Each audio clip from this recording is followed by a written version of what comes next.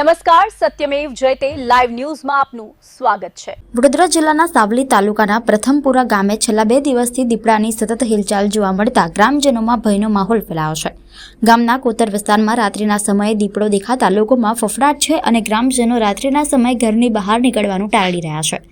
સાવલી તાલુકાના પ્રથમપુરા એટલે કે સિહોરા ગામના કોતર વિસ્તારમાં છેલ્લા 2 દિવસથી દીપડાના આટાફેરા જોવા મળી રહ્યા છે।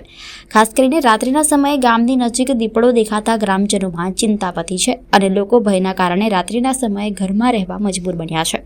પ્રથમપુરા ગામમાં આજે ફરી દીપડો દેખાતા ગ્રામજનોએ તાત્કાલિક વન વિભાગને જાણ કરી છે। માત્ર પ્રથમપુરા જ નહીં પરંતુ સાવલી તાલુકાના અનેક નદી કાંઠાના ગામોમાં પણ દીપડાની હિલચાલ હોવાના કારણે લોકોમાં ચિંતા જોવા મળી રહી છે।